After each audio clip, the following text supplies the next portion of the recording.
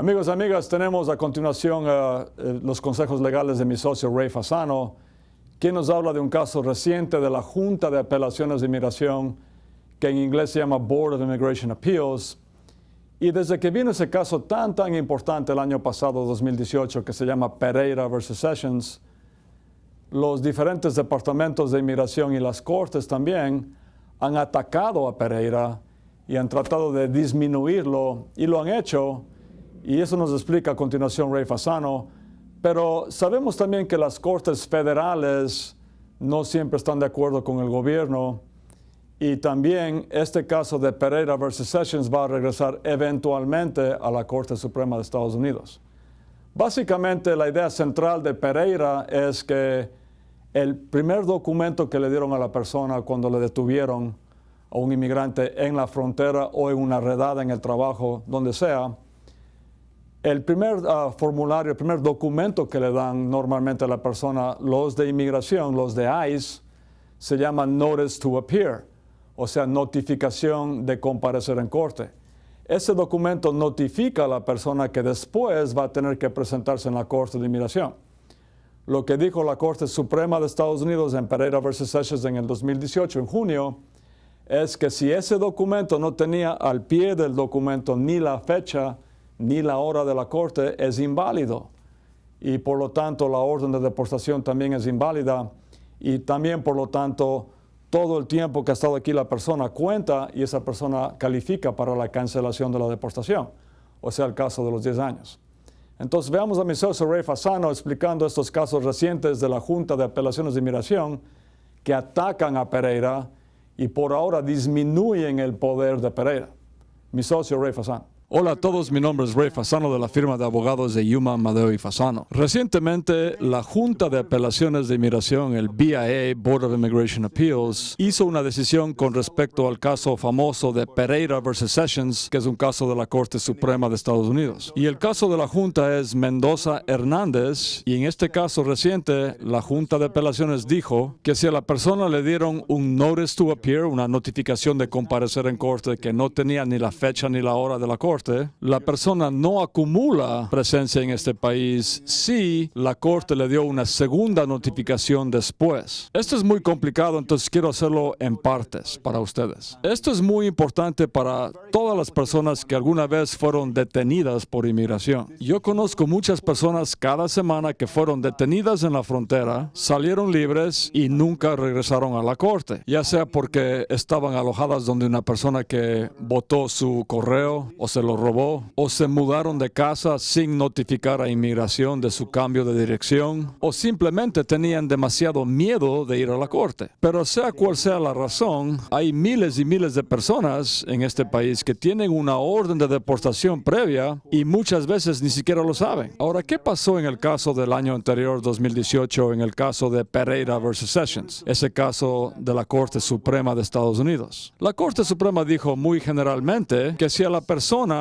ese primer documento que le dieron, que se llama Notice to Appear, o sea, notificación de comparecer en corte, que si ese documento no tenía ni la fecha ni la hora de la audiencia de corte, la persona puede ahora reabrir su caso en la corte y aplicar para el caso de la cancelación de la deportación, o sea, de los 10 años. O sea, esos casos en los cuales usted tiene que demostrar que tiene mínimo 10 años viviendo en Estados Unidos, que ha pagado sus impuestos o está dispuesto a pagar sus impuestos y no ha sido sentenciado por delitos graves y tiene hijos que sufrirían terriblemente si la persona fuese deportada. Generalmente eso es la cancelación de la deportación. Ahora, la regla siempre ha sido que una vez que le entregan a la persona el Notice to Appear, la notificación de comparecer en corte, todo el tiempo posterior a esa entrega no cuenta. Y no importa que la persona tenga 30 años en este país. En el día que le entregaron hace años ese formulario, ahí paró su tiempo en este país, en Estados Unidos. Pero en cambio, la Corte Suprema dijo en Pereira que el tiempo no se corta, no se para, y cuentan todos los años si la notificación no tenía ni la fecha ni la hora de la corte. Ahora, después de Pereira,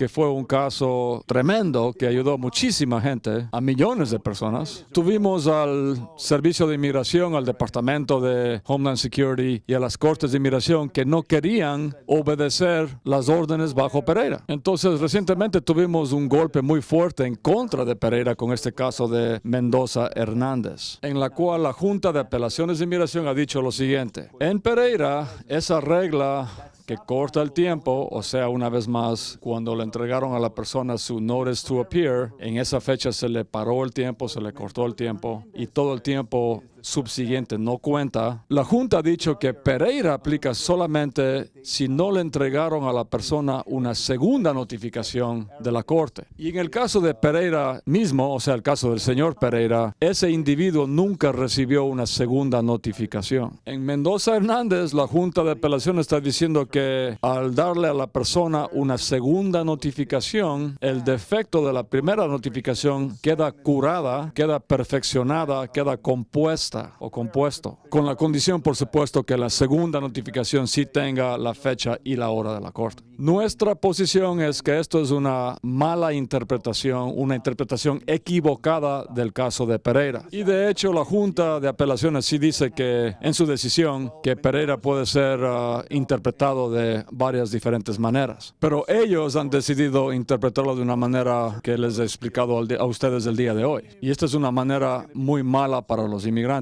Ahora, ¿qué va a pasar ahora? Bueno, el caso de Mendoza Hernández va a ser apelado en la Corte Circuital Federal. Y creo que va a ser el 11º circuito que está en el estado de Florida. Entonces, esa Corte Federal va a hacer una decisión y ya sea van a estar de acuerdo con el Board of Immigration Appeals y decir que una segunda notificación curó el defecto de la primera notificación, o le van a decir a la Junta de Apelaciones de Inmigración: ustedes interpretaron mal el caso de Pereira. En Pereira, la Corte Suprema quería decir lo que dijo, y eso es que si una notificación no informa al inmigrante ni la fecha ni la hora de la corte, esa notificación es inválida y todo el tiempo subsiguiente cuenta para la persona en este país. Entonces vamos a esperar a ver qué pasa en las apelaciones del caso de Mendoza Hernández. Eventualmente va a regresar a la Corte Suprema de Estados Unidos. Quiero decirles una cosa. En mi opinión, Pereira puede ser interpretado solamente de una manera, porque la Corte Suprema en esta decisión hizo una decisión que era muy favorable para los inmigrantes. Les doy un ejemplo. En las leyes de inmigración, el Immigration and Nationality Act, se describe en inglés a los inmigrantes como aliens, o sea, extranjeros. Pero a pesar de esa definición, la jueza Sotomayor de la Corte Suprema en el caso Pereira se rehusó a referirse a los inmigrantes como aliens y los llama más bien non-citizens, o sea, gente que no tiene ciudadanía. Esto es muy importante porque parece que ella estaba abogando por los inmigrantes en la decisión, sobre todo para la gente que tiene mucho tiempo en Estados Unidos y que está intentando de manera muy ardua normalizar su estatus migratorio. Entonces, si usted no tiene ciudadanía ni residencia, pero sí tuvo un contacto anterior con inmigración, usted debería llamarnos a nosotros lo antes posible y venir a vernos. Vamos a obtener su récord total de inmigración y vamos a ver si usted en la notificación que le dieron estaba o no la fecha y la hora de la corte, y si no estaba, si le enviaron una segunda notificación después que le informó cuándo tenía que estar en la corte. Usted no va a saber a menos que usted averigüe, y aquí vamos a hacer para usted lo que se llama un FOIA, un Freedom of Information Act. Es una solicitud a inmigración para que nos manden un disco que contiene todo su récord migratorio. Y antes que eso, obtenemos sus huellas y obtenemos su A-number, su número de inmigrante, y con eso hacemos el FOIA. No hay ningún riesgo con inmigración, pero es información vital, extremadamente importante. Cuando obtenemos sus huellas y su FOIA, su récord migratorio, estamos obteniendo control sobre su caso. Usted está obteniendo el control. Tome control de su vida. Venga a vernos lo antes posible. Si las cosas se han puesto difíciles en inmigración, como ahora, usted necesita abogados con muchísima experiencia que le ayuden a usted. Y todo el mundo anda diciendo que ya no hay cómo ganar en corte y que las cosas están demasiado difíciles o imposibles en inmigración. Quiero que por favor digan esas cosas a las 450 personas que ganaron estos casos de la cancelación de la deportación en el último año. Sí, me escucharon bien, son 450 50 casos en un año y se los puedo probar con evidencia porque está la evidencia aquí en mis manos. Déjenme darles una idea de lo grande que es esta cantidad y por qué yo pienso que la firma de abogados de Yuma, Madeo y Fasano gana más casos de cancelación de la deportación que cualquier otra firma en Estados Unidos. El Departamento de Inmigración otorga solamente 4,000 green cards al año en todo el país en casos de la cancelación de la deportación. Entonces, esto es más del 10% en una sola firma, nuestra firma. Y esto es increíble. Entonces, sí, las cosas están duras, pero estamos ganando más casos que nunca. Venga a vernos, veamos si este caso aplica a usted o no. Estamos aquí a la espera de ayudarle a usted.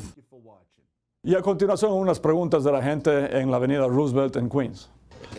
Abogado Yuman, yo trabajo por aquí cerca donde usted tiene su oficina y sé que usted ayuda a la gente porque verdaderamente mucha gente viene y me pregunta dónde está su oficina y yo le digo, mira, la oficina del abogado Yuman está ahí enfrente en la 8211 y la gente está contenta con la orientación que usted le da. Abogado Yuman, la pregunta mía es la siguiente, ¿qué opina usted de la nueva ley que van a lanzar en donde el asilo político va la persona que tener que pagar por ese permiso? Porque verdaderamente los que no tienen documento y están pidiendo asilo político están un poco como en el aire, no saben específicamente cuál es su derecho. Por eso de que hay que pagar ahora, parece, por el asilo político. Sería bueno que él le aclare qué sabe él con respecto a eso. Sí, Gregorio, justamente yo hice un segmento en días recientes sobre el asilo y los casos que hemos ganado por miles en Yuma, Madeo y Fasano. Pero sí, desde que vino a la presidencia el presidente Trump, el gobierno actual ha tratado de, yo pienso, disuadir a la gente, o sea, meter miedo a la gente para que no aplique para el asilo. Y han intentado varias cosas y siempre, o casi siempre, esos intentos son noqueados, son rechazados por las Cortes Federales.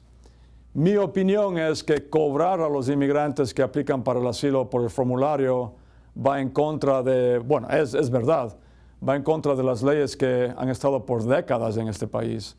Es que no tiene sentido que una persona que viene huyendo de la extrema violencia en su país de origen, que casi siempre llegan a la frontera sin nada, ¿cómo se les puede cobrar a ellos por el formulario?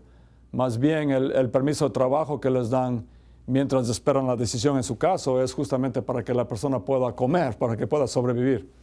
Entonces vamos a ver qué pasa. No olviden que no son leyes, no son reglas todavía, son propuestas del presidente Trump, pero tenemos 3 poderes en este país, entonces vamos a ver qué pasa. Mi opinión es que esto no va a tener éxito y que van a seguir siendo libres de costo las aplicaciones de asilo. Hola, ¿qué tal? Soy Melesio. Quiero preguntarles que para los inmigrantes, ¿cuándo van a dar las licencias? Porque estoy escuchando que quieren dar licencias a los inmigrantes. ¿Por qué a nosotros los mexicanos no nos quieren dar amnistía? Sí. ¿Y por qué a otros de otros países sí les dan amnistía y a nosotros no? ¿O solamente es que puede uno obtener papeles solamente casándose? Porque si no, no puede uno obtener documentos de este país. Sí. Y esa es mi pregunta, que por qué no. Y quiero saber qué es lo que hay que hacer. Un saludo para el abogado Yuman. Sí. Buen día. Melissa, muchas gracias. Con respecto a la licencia, no sé, eso depende del Congreso, el Senado y las leyes del estado de New York. No olvidemos que en varios estados ya dan licencias, por ejemplo, en el vecino estado de Connecticut ya dan licencias a los inmigrantes también, aunque no tengan documentos. Vamos a ver qué pasa, toco madera, esperamos que pase en New York y en New Jersey también. Con respecto a la segunda pregunta, es papeles casándose, sí, un mexicano también puede sacar papeles si se casa con una ciudadana americana. Si vino por la frontera, califica para el perdón provisional, y si vino con visa, califica para sacar la green card directamente aquí para ajustar su estatus, sea o no sea de México. Lo que sí afecta a los mexicanos es cuando no son esposas o esposos, no son casos de familiares inmediatos, hay tiempos de espera mucho más largos. Por ejemplo, yo sé que para mexicanos un caso de hermanos toma como 22, 23 años, es casi un cuarto de siglo, es prácticamente absurdo eso. Y amnistía nunca han dado a los mexicanos ni tampoco a ningún otro país. La última amnistía que hubo en este país fue en 1986-87 con Reagan. Desde entonces no ha habido ninguna amnistía. Sí han habido casos de asilo, pero no amnistía. Y mi opinión, yo no creo que nunca más den amnistía en este país. Pero no confundamos amnistía con TPS o con asilo. No es lo mismo. Pero muchas gracias, Melicio. Abogado Yuman, buenas tardes. Un saludo muy especial de toda la colonia colombiana residente aquí en Nueva York. De toda la comunidad mexicana, saludos al abogado Yuman y gracias por todo su apoyo. Un saludo a mi mami Norma por el Día de las Madres. Un saludo a la madre de todo el mundo del mundo, de Yuma Mado Fasano. Hola, saludos a todos. Estoy aquí donde el abogado y quiero mandar un buen saludo para mi mamá, Mónica Legarda. Mami, la quiero mucho. Feliz Día de las Madres.